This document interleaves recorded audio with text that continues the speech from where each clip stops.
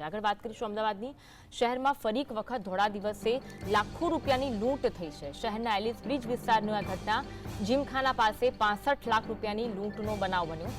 આંગણિયા પેઢીનો કર્મચારી લાખો રૂપિયાની રોકડ લઈને રિક્ષામાં પસાર થઈ રહ્યો હતો। તે સમયે અજાણ્યા શખ્સોએ આંખમાં મરચાની ભૂકી નાખી 65 લાખ રૂપિયાના રોકડની લૂંટ ચલાવીને ફરાર થયા છે। આંગણિયા પેઢીનો કર્મચારી જમાલપુર એપીએમસી માર્કેટમાંથી નીકળ્યો હતો।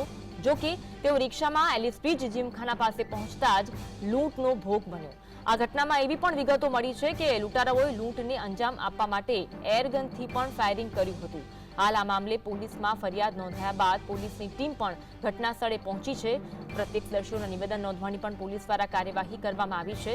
રિક્ષામાં બેઠેલો આંગણિયા કર્મચારી હતો કે જે લૂંટાયો છે। લૂંટારાઓ 65 લાખ રૂપિયાની લૂંટ કરીને ફરાર થયા છે અને જે રીતે એવું પણ સામે આવ્યું છે કે આ ઘટનાને અંજામ આપવા માટે એરગનથી ફાયરિંગ કરવામાં આવ્યું હતું। આ સમગ્ર ઘટના અંગે હાલ તો પોલીસ છે તે તપાસ ચલાવી રહી છે। બે દ્રશ્યો જોવા મળી રહ્યા છે લૂંટારાઓ ના દ્રશ્યો છે। આ સાથે જે ઘટના બની ત્યારબાદ પોલીસની ટીમ ઘટના સ્થળે પહોંચી અને તપાસ ચલાવવામાં આવી રહી છે। અમદાવાદમાં ધોળા દિવસે લૂંટનો બનાવ બન્યો છે।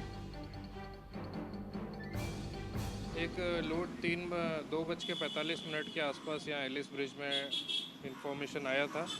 इसमें 65 लाख रुपए का लूट बताया जा रहा है और ये जो लोग थे ये अपने जमालपुर से आ रहे थे और सीजी रोड की तरफ जा रहे थे। इनको 2 लोगों ने एक्टिवा में इंटरसेप्ट किया है और एयर गन की प्रीमा फेसी एयर गन लग रही है। एयर गन की यूज़ से उनको जो है घायल करके उनसे पैसे ले लिए गए।